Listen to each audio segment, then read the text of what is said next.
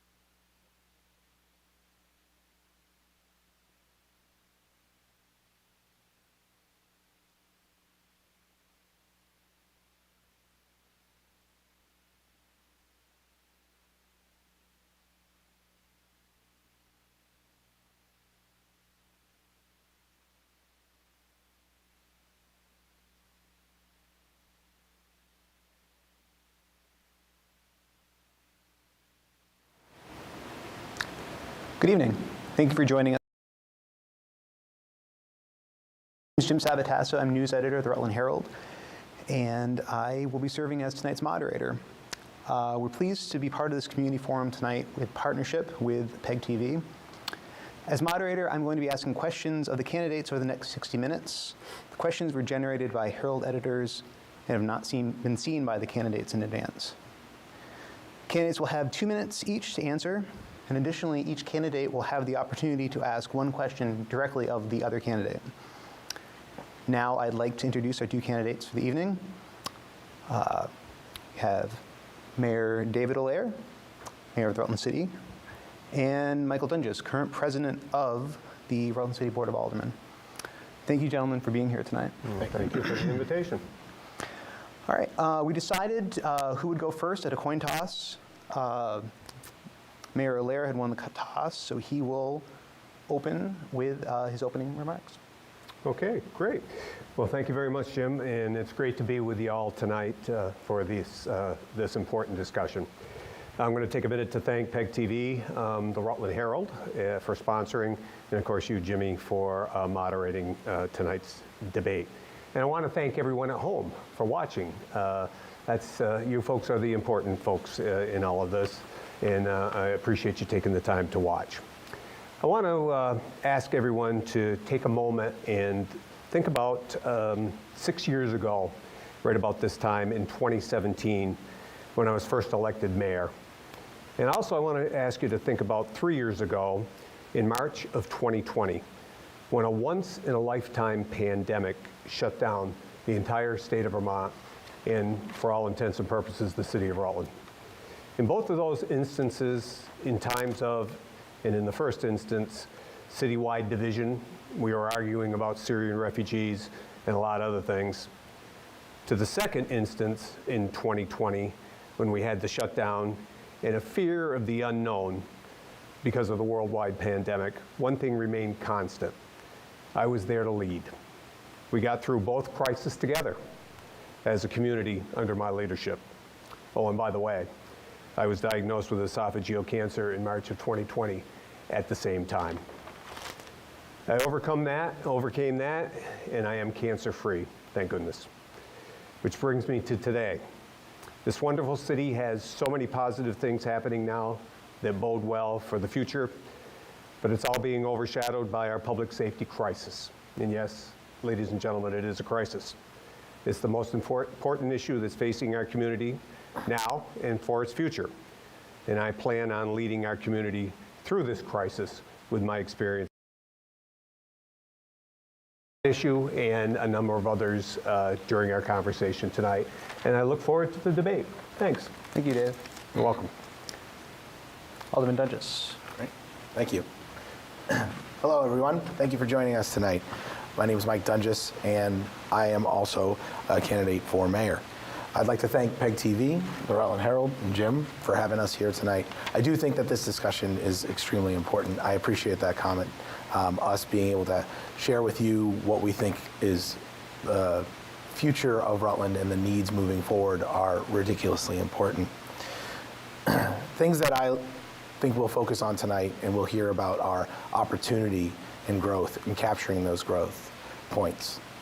Capturing growth points are really important because those are the same types of things that are going to allow us to deal with the public safety crisis that we have right now, the challenges that we have with our housing infrastructure. All of those things are opportunities that we can capture, take advantage of, and leverage the tools and resources in our community to make those things better. As we work through the next few years of coming out of the pandemic like we have and moving forward, how do we leverage what's happened? How are we going to take advantage of hybrid work and allow people to move to Rutland that never could before because they can work remotely? How are we going to capture those opportunities to bring people to this area with these amazing assets and these fantastic things that we all enjoy every day? That's what we're going to talk about this evening. A vision and a plan for Rutland City that'll move us forward into the future and really allow us to make a few changes that'll get us to the right place and where we need to be. There's all sorts of things that we can do, but we need to do them together, and I'll be making sure that throughout the discussion tonight, I'm commenting on how we can partner and work together as a community. Thank you. Thank you, Mike. All right, we'll move on to the question round. Our first question goes to you, Dave. How should the city grow its tax base? Well, I think that's the million-dollar question that political leaders have been talking about for a long time. You know, I think it's all-encompassing. I think that we have to address not only the public safety issues that we're facing, but we have to work on some of the things and continue to work on some of the things that we're currently working on right now. You know, we are asking the voters on March 7th for $7.8 million in bonds to work on our infrastructure. You're not going to be able to do any real economic development without growing without taking care of your underground pipes, your roads and bridges, making your city attractive. I think that is absolutely key. And, you know, again, going back to what I mentioned at my opening, we want a safe city. We want a welcoming city. We want a city where people can feel comfortable coming in and shopping, but also for our residents to be able to walk the streets at day or night, go downtown shopping, feel safe. And that's the way we're going to attract more people. And by attracting more people, we're going to be able to grow our tax base, because those people are not only going to come here and work, but they're going to be opening small businesses, hopefully. We've seen quite a bit of growth downtown just in the last 3 or 4 years, especially post-pandemic. And I would like to see a lot of that small entrepreneurship to continue. Just last night, we had a couple of folks at our Board of Aldermen meeting talking about authority in the city, and they're opening small shops, and one's a bike shop and the other one is a BIPOC hair studio. Those are exciting things, especially for the folks that are doing it themselves, but for the community at large. And I think all of those things together, by doing what you just said, Mike, working together, the business community, the nonprofits, the schools, the city government, that's how we're going to move things forward and build the tax base. Thank you, Dave. You're welcome. Mike, same question. How should the city grow its tax base? This is a great question. If you look at why the tax base has actually, been such a struggle, we look to the past 40 years and we see a population decline. And that population decline is problematic because what that means is, as the city budget rises or has risen in the past, as costs go up, in this community, that means that the people that are left are sharing the burden. You hear the term on a pretty regular basis that we need to grow the grand list. And what that means is grow the values so that the taxes can match those values. But what that does, without increasing the population, without bringing people here, without adding to people and businesses to our community, that means that we're shuffling the same deck over and over and over. So in order to grow that tax base, what we need to do is we need to have a vision and a plan that says we are going to target population growth. Growing the population is the #1 thing we can do to lighten the load and reduce the burden on the Rutland City taxpayer. We do that with partnerships. We do that by attracting people. We do that with beautification programs. Absolutely, all of those things play in. But the #1 thing we need to do is target population growth in Rutland City. Over the past 40 years, Rutland's declined 18%, Vermont has increased by 44%. If we kept up with the pace of Vermont, we'd have 27,000 people living in Rutland City right now. And right now we have 15,500. So if you want to share that burden, if you want to lighten that tax load and grow that tax base, you need to attract people to our community to live, work, and play here. Thank you. Next question is about crime, as you had alluded to in your opening. Crime has become a growing issue within the city. We've seen several murders in recent months, a spike in retail thefts, robberies, car break-ins, and more. What can you do to address crime and help citizens feel safe? Do you want to go back to Mike first, or would you like to go to me? Yep. Okay. Can you ask the question? Oh, sure. If you don't mind. Crime has become a growing issue in the city. We've seen several murders in recent months, as well as a spike in retail thefts, robberies, car break-ins, and more. Yeah. What can you do to address crime and help citizens feel safe? So we need to take responsibility in the city to some degree. I want to start off first by saying that our Rutland City Police Department is absolutely incredible. These guys and gals are working really hard. They're working overtime, and that's a fact, actual overtime all the time.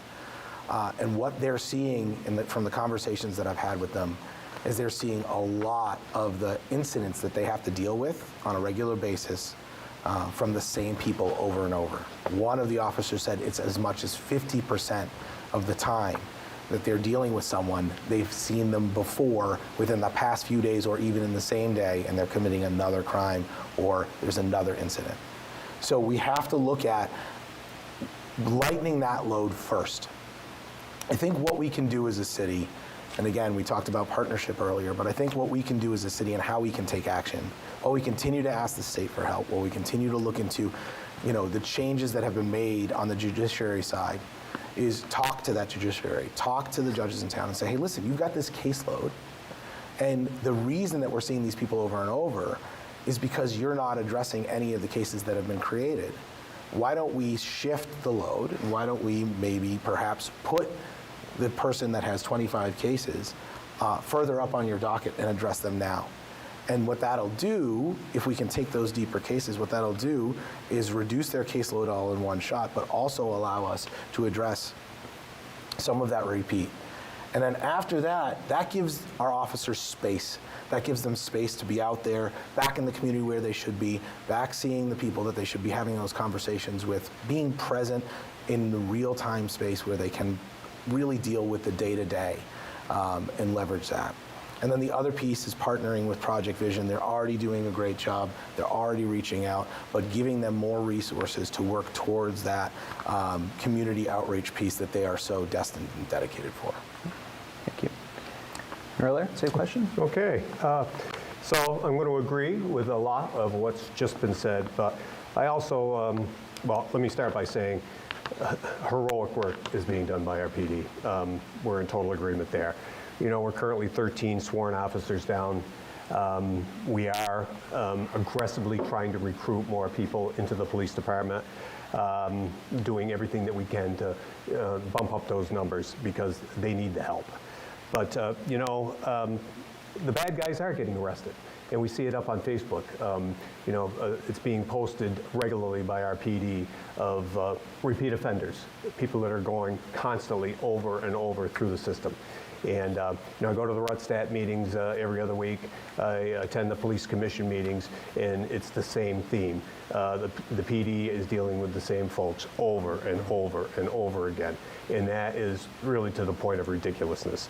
So not only do we got to continue to arrest the bad guys, which we're doing, but we've got to change the bail laws. There's absolutely no question in my mind that the Vermont State Legislature has got to address what's been done about you know, the folks that are committing these low-level crimes on a repeat basis that are back out on the street the very next day. It's totally ridiculous, and it's you know, really making it difficult to do anything else. Again, you're right, Project Vision. I attend every month. We've got some new energy in there. I'm really pleased about Matt Prouty being leading the group. There was the attendance was up this last meeting. I think for the next few months. So need to work with that with our partners, the nonprofits, and again reach out to the state to help us. But we need to lock up the bad guys. We need to address homelessness and the housing crisis. Housing is a major factor in all of this. Not just the hotel program, which is, you know, really a problem, and we all agree with that. And somehow the state has got to address that in the long term. But we've got to address those issues, find more funding for substance abuse, substance use, Medicaid funding for larger stays and for residential treatment, and more money for mental health. Thank you. All right. Our next question. In recent years, economic development has lagged in the city. As mayor, how would you help create the conditions to spur investment, jobs, and growth?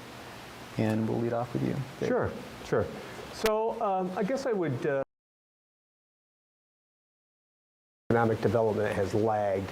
I think a lot of it, and the perception that it has lagged, is our population crisis. We don't have the people. We don't have the growth. We are losing population, and therefore the perception out there is that we're stagnant. But you know, we're not stagnant. There's been an awful lot done by the City of Rutland, the Rutland Redevelopment Authority, and in partnership with the state on a lot of the programs that we're instituting and the Scott administration has put forward. For example, just last night we had 2 people come in for buy-up loans. Now, they're small loans, granted, $5,000 and $10,000 are increments. Most of them are grants, but there is a loan program through Heritage Family Credit Union, and people are taking advantage of that. And I think that that's what we got to concentrate on, is the fact that trying to attract a large you know, department store. We had those department stores here in the Rutland region in 2 instances, both at the Diamond Run Mall and at the old mall over on Roof, up on Woodstock Avenue. And over time, they slowly went out of business. And I think there was a reason. It was because we were losing population. There wasn't enough people to participate and to shop at those stores. So It's not just downtown. It's got to be all over the city. It's got to be our gateways. We want to concentrate on growing the grand list and doing all we can to support economic development. And I think that we're being successful in a lot of ways. Thank you. Mike, same question to you. Great. So I hate to keep saying we have to have a vision and a plan, but we have to have a vision and a plan here that's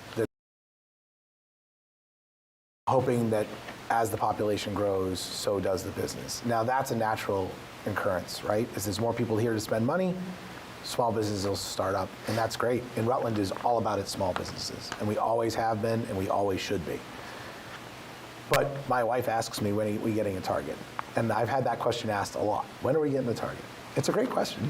You know, it's a solid ask, because even if we don't talk about that one particular store or that particular brand, people want to see things come to the city, right? People want to see a movie theater in town. People want to see, you know, the ability to go here and buy this thing or do that instead of order it online, right? As we've kind of gone to this online shopping world, people want to buy locally, right?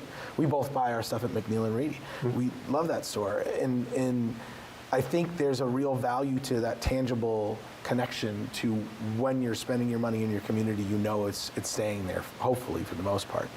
But that plan and vision go together really well, because when we take this document, right, this city master plan that has a targeted population growth attached to it, we can use that document as a way to go and market our city, right? It's a document that's authorized by the city, approved by the Board of Aldermen, signed off on by the state, that then is this document that says, hey, Mr. business owner or Mrs. Business owner, we want you to build here in Rutland.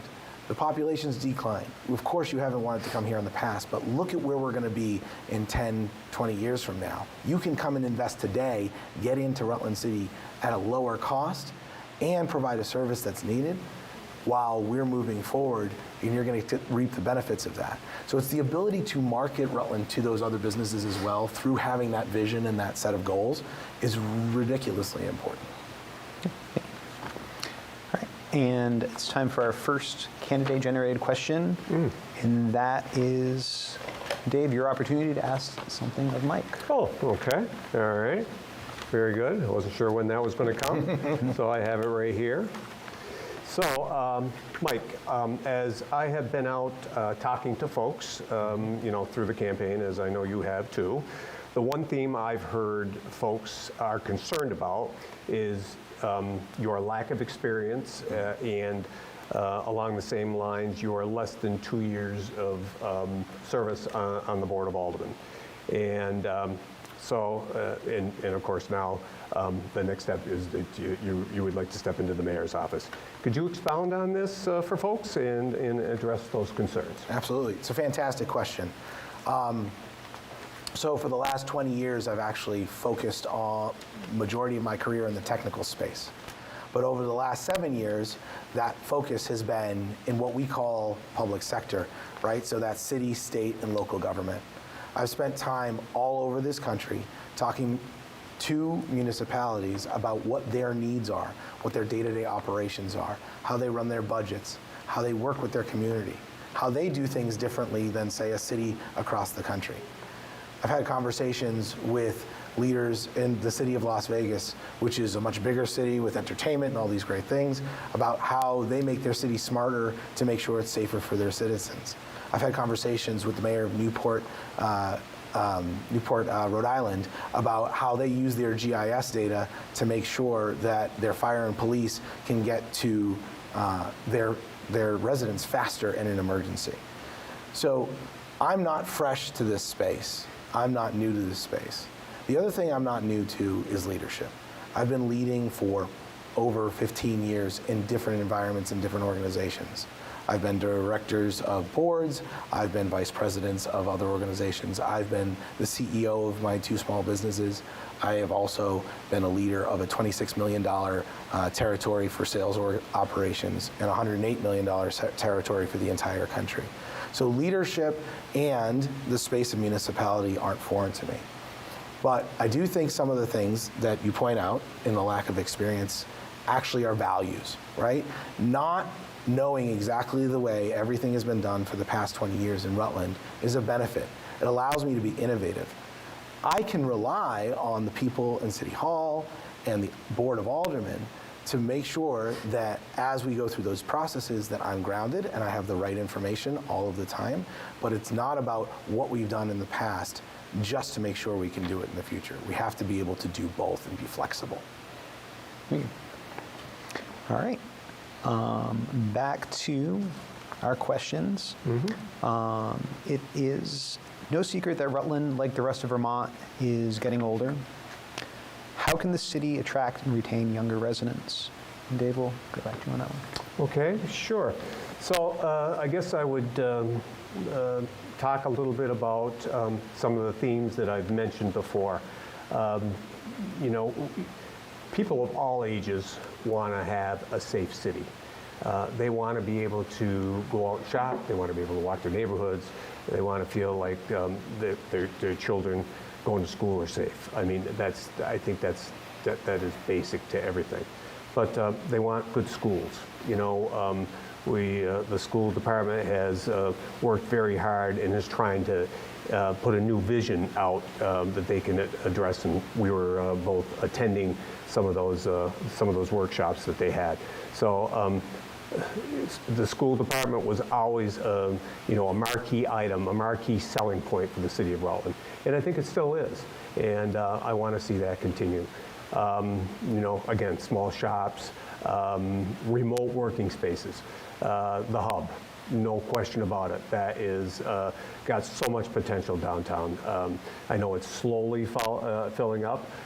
It's going to take a while to catch on for people to understand exactly what's available in there. But I think that those are the type of spaces that people are looking for.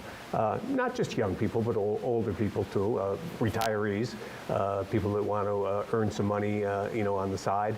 And I think that's going to attract young families. And our recreation facilities, no question about it. We've got an #1 recreation director, staff, facilities here in the city. We're so fortunate to have a regional recreation community center now, something that I was able to put forward. Hundreds of people are taking advantage of that on a weekly basis down there. So those are the types of things that the younger folks and older and folks of all ages want to, a way we're going to be able to attract the people to the city. Mike? Same question. Same question. Same question. Okay. So I think I'm gonna echo from a rec standpoint what Mayor Allaire said. The rec is one of the best assets that we have in the city at our disposal to use to attract people when it comes to what the city has for physical assets and control. It's phenomenal, especially for young adults. You know, Kim Peters, who's our director over there, has really focused on the middle school age students, and I think that natural bringing families to the area, young families, that's a really welcoming piece. Beyond that, though, you know, historically, to bring Rutland to the young people or young people to Rutland, you needed jobs to keep them here. I think we have an opportunity, like I said earlier, to leveraging things like social media and digital technologies to attract those young couples to the area who don't need a geographically located position. We have beautiful mountains right behind us, right? Killington and Pico and Okemo are all within 25, 30 minutes, right? So that's skiing, snowboarding, mountain biking, all right? Now we have Bombazine, we have Dunmore, we have Lake St. Catherine, and others. That's great in the summer, amazing places to go with your family and do things. Hiking and mountain biking and a walkable downtown, all of these things are here. Attracting people in this day and age, saying, hey, come live here while you work remotely for that other company. Come be in our community while you spend your money here in this community, but that's being earned by somewhere else. That's a double down effect. And what that also does by attracting those people here is that helps fill these empty jobs. We have lots of jobs available in Rutland, and part of the challenge with filling them is the fact that most of the time had to be both geographically located. And now each one can work remotely and one can work here, say at the hospital. So I think that opens up for attraction. Thank you. Next question. The state's emergency hotel voucher program is slated to end later this year. As that cliff approaches, how can the city prepare to address issues that some residents fear will surface, such as caring for a newly unhoused population and dealing with potential increase in criminal activity? And that gets back to you with the response. Sure. So I think you phrased the question really well. When the program ends, there's not a huge set of procedures and process right now in place to address that. The hotel owners in the state had agreed to house these people for a period of time. The state has done a good job extending that, but with the extension came no plan to say, when the extension ends, here's our next steps. So the next steps are what are really important. This goes back to Project Vision. This goes back to our community partners like Homeless Prevention of Rutland. Working with those community partners to establish what that transitional housing piece looks like is what we need to do. So we need to actually, the city needs to lead, whether with city employees, needs to lead a planning process of to say, when this ends in June, here's what's going to happen for the next 30 days. When this ends in June, here's what's going to happen for the next 60 days. And then what's going to happen for the 90 days after that. That doesn't mean that the city is responsible for building homeless housing right now or doing those things. Maybe that's a long-term future vision where we're working with our surrounding neighbors to say what is the best way to help people transition in these situations. But what it does mean is someone in this region needs to take leadership, and I believe that should be coming out of the mayor's office, in making sure that when this program ends, that transition is seamless, because what's going to happen if it isn't is the caseload's going to go up for our police officers. The caseload's going to go up for our social workers, because we don't have a plan in place, and we're going to be left in a situation where we weren't originally designed to handle. So let's take the opportunity right now and start developing that plan right now. Dave, same question? Okay, can you repeat the question? Absolutely. Yeah, thanks. The state's emergency hotel voucher program is slated to end later this year. As that cliff approaches, how can the city prepare to address the issues that some residents fear will surface, such as caring for a newly unhoused population and dealing with a potential increase in criminal activity? Yeah. So as most of you know, I have been leading on this issue for several months, if not a couple of years now. I'm in constant contact with the state. I have gone before more groups than I can mention, and not only Project Vision, Rutland County Legislative Delegation, folks here locally, service groups, and all basically saying the same thing. That yes, leadership does need to come from the mayor's office, and actually it has come from the mayor's office. But you know what? The state got us into this mess. The state, through no fault of their own at first, they put this program in place because, it was the pandemic. None of us really knew what the situation was going to be. Folks needed a place to stay. Legitimately homeless people needed a place to stay. Well, what this has turned into is the Wild Wild West. People have come from all over the state and all over the country with no vetting, and they are plunked down in these hotel rooms for days and weeks on end at $150 a night, and the situation has gotten ridiculous. So the state got us into this situation. The state has got to help us get out of this situation. Yes, we have ownership of it. I have every intention of being a part of the solution. I have said time and time again that I want to partner with the nonprofits and the homeless providers to address the situation, but we haven't got the wherewithal. We haven't got the funding. We right here in the Rutland region to take care of the 400 or so people that are in the hotels right now, just in the city. The number is ridiculously high. We got to help the legitimately homeless. I'm willing to do that. The folks that are there creating havoc, they need to go. Thank you, Dave. And now we'll do our second candidate-generated question, and this one is for Mike to ask Dave. All right. Right. Gotta find it. It's in the stack. Hold on a second. Here we go. Question for Dave. So Dave, you've been part of city government for a significant period of time. And at the end of the day, on March 7th, if I have the higher vote total and win the election, what kind of mayor would you like to see me be? Well, and that's an in the way that I would like you to be the kind of mayor that I've been. You know, I have an open door policy. People can come off the street any time of the day and walk into my office, and I will do everything I can to address their concerns. They may not like the answer, but I will take the time to hear what they have to say. I participate in just about every meeting that I possibly can. You know, I go to all the Board of Alderman meetings. I go to a majority of the committee meetings. I'm involved in the housing, the TIF, this and that. And I'm on the street talking to people and trying to find out what their real concerns are.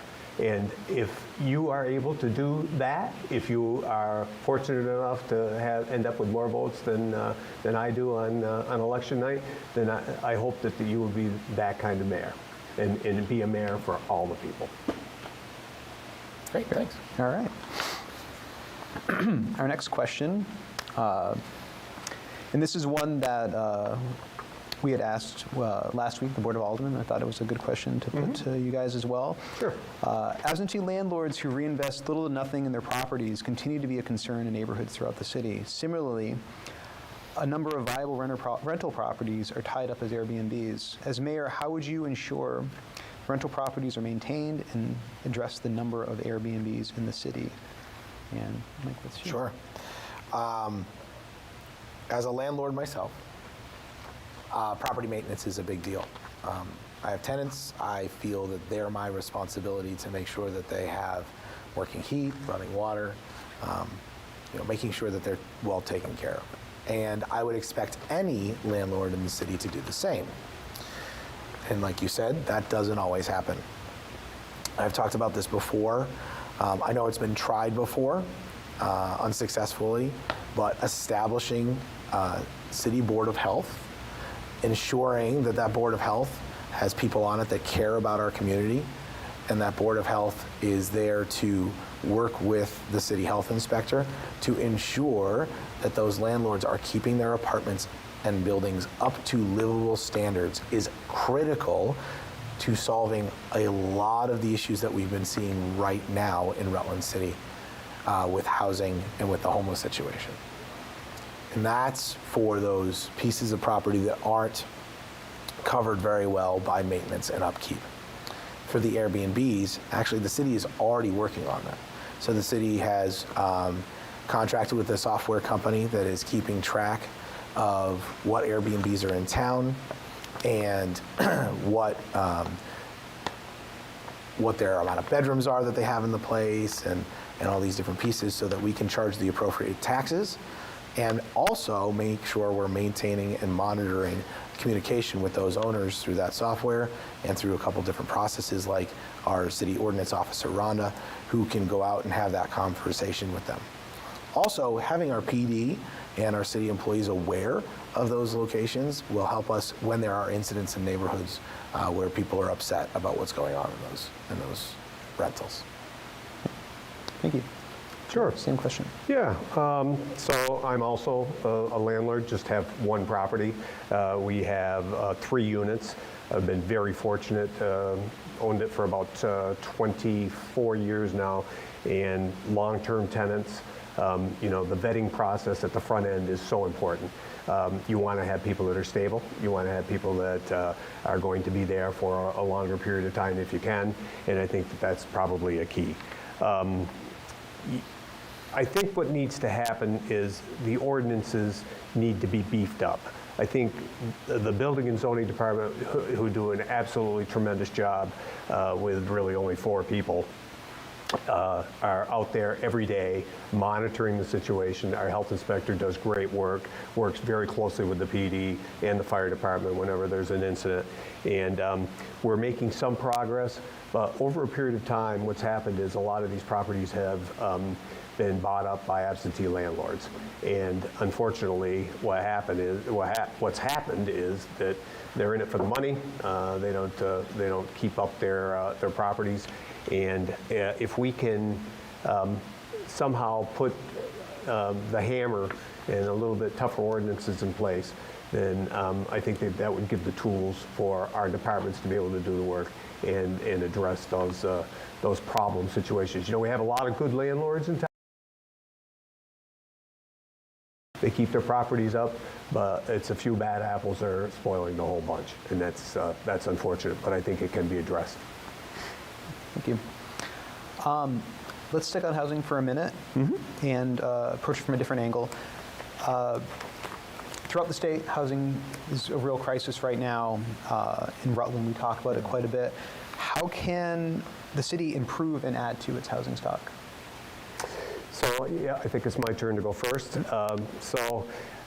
I think in a number of different ways, but one thing that I'd like to let people know, and we talked a little bit about it last night at the Board of Aldermen when Ed Clark got up and spoke about an ad hoc housing committee that's been meeting for several months that I'm a part of, and we have all the housing groups, all the major players are at the table, Cedar, NeighborWorks,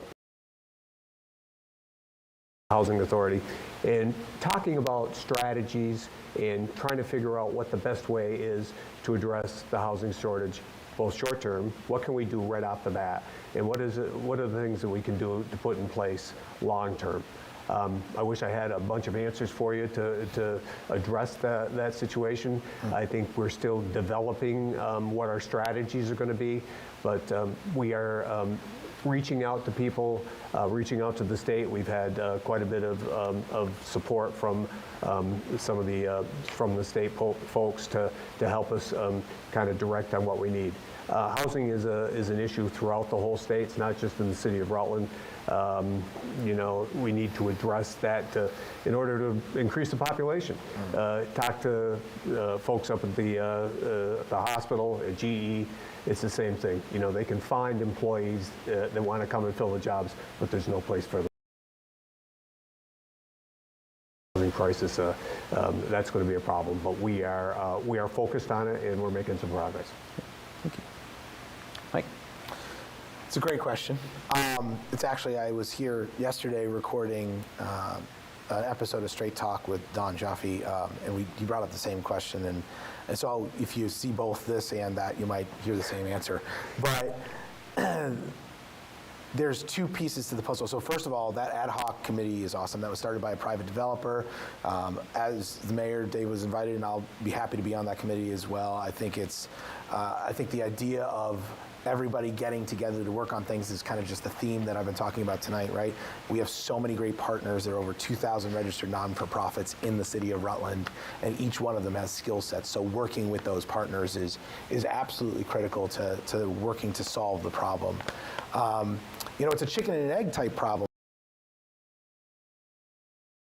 Fill the jobs if we don't have housing, and how do we build housing if we don't have people to fill it because they can't come here? There's two things that I see in this situation. One, there's a good amount of vacant properties in Rutland City. That's our short term, right? That's the short term that we can work on. Let's get in touch with those landlords, have the conversation, see what needs to be done. If you look back in 2014, the Northwest neighborhood, they did that housing study. There's a lot of great recommendations in there that we could just take a couple of those pieces right now at no cost to the city and start working on. And, you know, that's conversations that I've been having for quite some time. But I do think the big one, to go back to that vision and that future-looking document, is saying to a developer, hey, listen, we're going to grow. Our community's declined. We're going to incline. Right? We're going to grow, and we're not just going to keep the status quo anymore. And in that growth, if you come and build now and come and invest now, you'll have people to fill your place instead of less people than we would have initially thought. So that designated, targeted, long-term growth allows us to take short-term action to get those developers to come build. But the challenge is cost. And talking to any developer, cost is the issue, and we have to find a way to solve for that. Great, thank you. Shifting gears, Rutland was one of the first municipalities to adopt a Declaration of Inclusion in the state of Vermont. Beyond this symbolic gesture, what are some concrete steps the city can take to be a more inclusive and welcoming community? It's back to you, Mike. Sure. Making Rutland City more accessible is a term that we hear a lot, and I don't think that it means the same thing to one group as it does another, whatever that group happens to be. Being a welcoming community is not an easy task. It's not an easy task to say, hey, I want to welcome in new neighbors, because there's a lot of mystery in what that new neighbor could be. I think when you look at what we want Rutland to be, I think everyone would say we want our community to be a community that lifts each other up, that helps each other out. And the reason I know that that's true is look at the amazing things that we do here already today. Look at Stuff a Bus, look at Gift of Life Marathon, look at all these different things that Rutland puts in from an effort standpoint and raises up within the community. That's the community that the Declaration of Inclusion is talking about, but removing any barriers when it comes to, race or creed or sexuality, right? Being able to include anyone and everyone. And I think Rutland as a whole is very welcoming on the forefront, and I think behind the scenes, we don't have a long way to go to take what people think is resistance and turn it into acceptance. I think Rutland City, and maybe I'm just overly positive, but I think what the city can do is just enable our citizens to be welcoming, and we do that through being a welcoming city hall in the first place. We set the example. That's how we do it. City Hall sets the example. We make it easier to do business.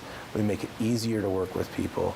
We make sure that things like the Rutland Housing Revitalization Program, rental rehab program that we've put in place from the Board of Aldermen, focuses on things like prioritizing BIPOC rental owners and gives them the access to that low interest loan so that they can revitalize their house. And that's how we're setting those examples today. Thank you. Dave, same question? Yeah, so, I'd take us back again to 2017, if I could, and the discussion we had about refugees here in the city of Rutland. That was all about process, and it was about, things that were going on kind of behind closed doors rather than being open and honest with the community.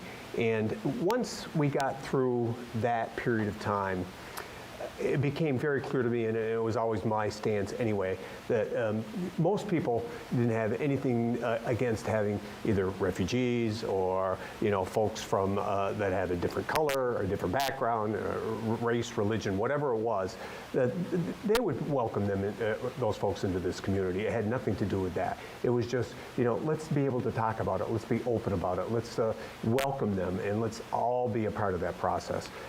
This community steps up, and you mentioned it, for the blood drives and for Stuff a Bus. For any time that there is a crisis, a flood, a fire, people come out of the woodwork to help their community.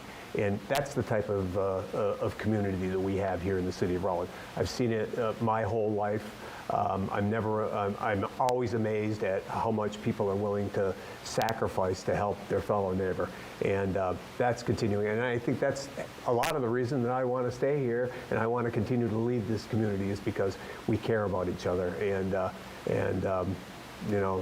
that's a great thing for a community, and that's what I want our community to be known for. That's what I want the perception of our community to be, an open and caring community, and I think we are. Thank you. Next question. There is an item on the ballot for voters to consider that is a 1% sales tax for the city. Do you support it? Why or why not? Sure, absolutely. So I do support it wholeheartedly. Like this with a lot of things, timing is everything. You know, several years ago there was a discussion about the 1% sales tax and whether or not we should go for it. And at the time, I had my reservations, and I wanted to see what our financial condition was once I got into office, and see if it was really something that we needed at the time. And I felt the timing just wasn't right. But now, after being there 6 years, seeing you know, the stifling property tax that people have to pay, you know, it's been very high for a long period of time because of our lack of growth, and because you know, and for a lot of different reasons, our residential property owners are bearing the brunt. Other costs, hard costs, are going to continue to go up. Fuel costs, they've you know, doubled in the last year. Our health insurance costs, our union contracts, those are a lot of the things that are out of our control, and those are going to continue to rise. We need some relief for our property taxpayers. Plus, we need to do some other things, you know, address our pension deficit. There are needs out there, and a capital improvement program.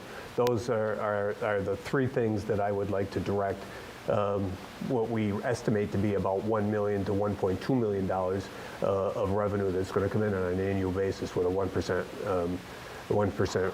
tax on retail sales. And on top of that, I think a high percentage, I don't know what the exact percentage is, but I know a large number of people that are going to be paying that are not going to be Rutland City residents. So it's going to help in a lot of different areas. And I totally support it. I think city government is totally behind it, and I'm really looking forward to a successful vote on town meeting day. Thank you. And fully support it. The number one thing it does is takes the weight of property tax off the shoulders of the Rutland property taxpayer, which also means the Rutland renters you know, have a lighter weight. When rent renews, you know, instead of your bill going up, perhaps it'll stay the same. You know, negotiate with your landlord on that one. But the 1% option tax allows people from outside of our community to participate in services that they already use, right? So when you go to the store and you buy something and you pay that 1%. So for every $100 you spend, it's $1.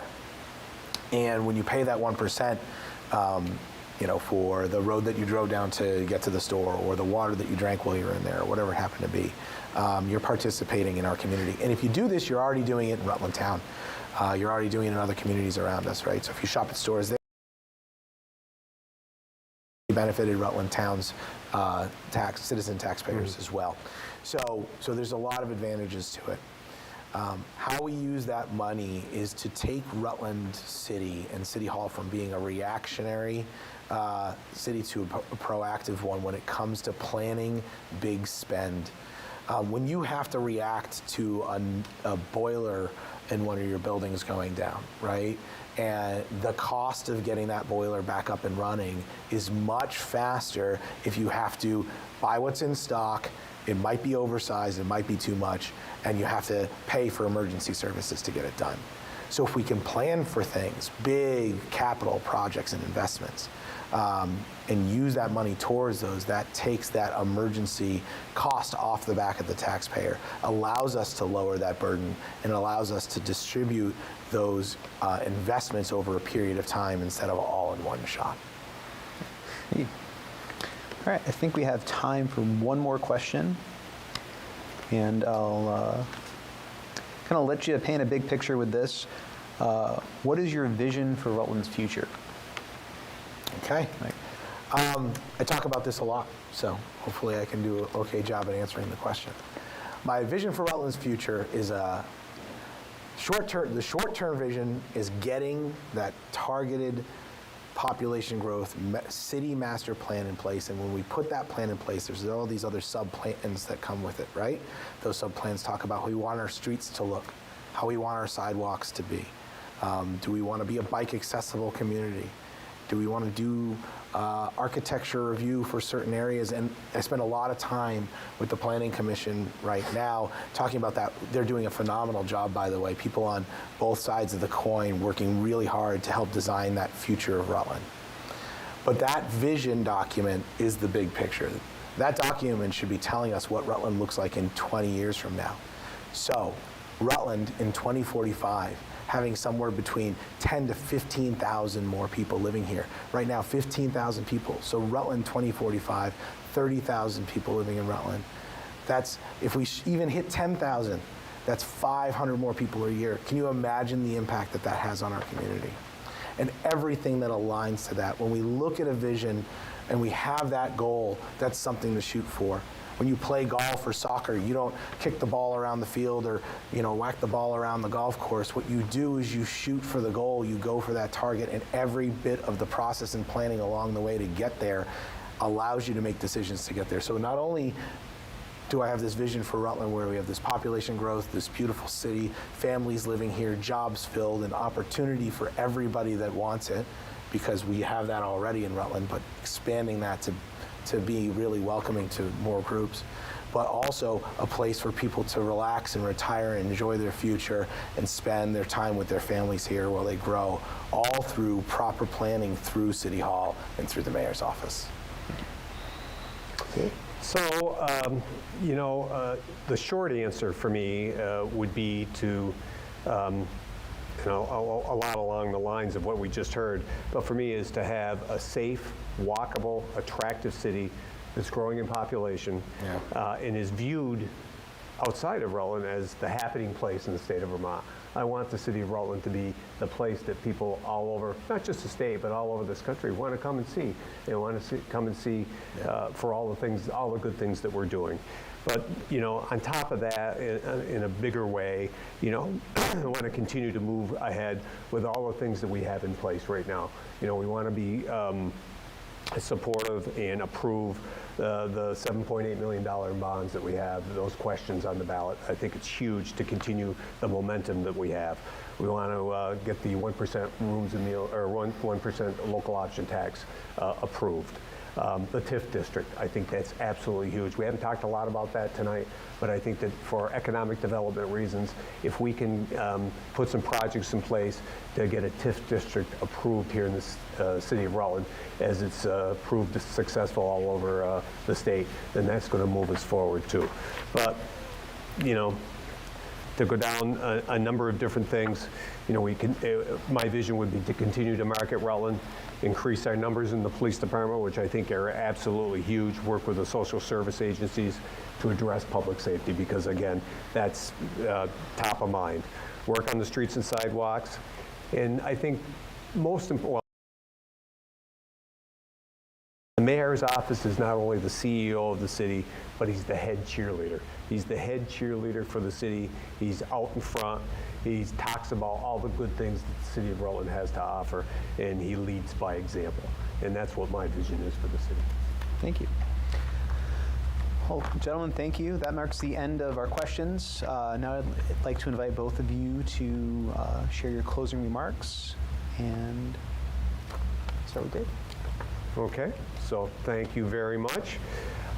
So I will say I'd like to thank everyone again for tonight's debate, and especially Mike for engaging in this discussion. I appreciate it. It's been a thoughtful and respectful discussion, and I think that bodes well for the city no matter what happens next Tuesday, 2 Tuesdays from now. So, and I want to thank everyone taking the time to listen to what both of us have to say and getting to know your candidates. I think it's just so important to be educated and to know exactly who you're voting for and the reasons that you are voting for. So, and I also personally want to thank each and every one of you for the opportunity that I've had for the last 6 years to serve as your mayor. The last few years we've seen a change, I think, in local politics. From my perspective, it's good to see young folks getting interested in getting involved in government. However, I also see it's a huge move by the progressives here to gain control of all levers of local government. First, it was the school board. Next, it was the Board of Aldermen. And now I believe it's the mayor's office. Control by one side of the political spectrum, no matter it's left or right or whatever it is not good for good. trusted, experienced leaders with a track record. No agendas, just someone that's going to make decisions based entirely on what's good for the present and future of everyone here in the city of Rutland. That's what I offer everyone out there, for the people that are watching tonight, for leading this wonderful city. And I want to thank you again for watching tonight. Thanks. Thank you, Dave. Mike? All right. Also, thank you to everybody for watching. Thank you for those who are going to watch on the replay. You know, I think Rutland City is at an inflection point. We're at a point where we can capture so much opportunity. We can capture a changing workforce. We can capture a beautiful, asset-rich city where we to help us grow, to reduce the tax burden on our citizens, and to really leverage the things that have happened over the past few years in a positive way. Yes, we need to work on public safety. We absolutely need to focus on improving our public safety situation, as we talked about tonight. We need to support housing growth and support revitalizing our neighborhoods and taking those vacant properties and fixing them up, or building new properties like we're looking to do over on the old College of St. Joe's campus, right? We need to invest in our infrastructure. I agree with Dave. We want to see those bonds pass. We want people to understand that their city is being taken care of. That's ridiculously important. And making sure you have fresh and clean water in your home too, without having to worry about pipe bursts is a big one. Lots of opportunities for improvement in our city, and we need to capture that and work on those. And I think that that's a big piece of why running for mayor is such a big deal. That city master plan with targeted growth, we've talked about that. I have more to discuss. We're going to do another debate here soon, so we'll talk about that more. But really, it's time for a change in Rutland. It's time to take the status quo and move that from the downhill slide that it has been because of gravity into this uphill climb that Rutland deserves and that our citizens deserve and that we all deserve in our community, because everybody here is working hard for their families and everybody here wants to work hard for their city. And I want to do that in the mayor's office. So thank you very much for your time, and thank you for having me. Thank you. Again, thank you to the candidates, Mayor David Allaire, Alderman Mike Dunges. It's an engaging, informative conversation. Special thank you tonight to our partners, PEG TV, and their fantastic staff here for recording and rebroadcasting this. You have an opportunity to watch this again between now and town meeting day on March 7th. Please exercise your right to vote. I'm Jim Sabataso for the Rutland Herald and PEG TV. Thank you very much. Have a good night.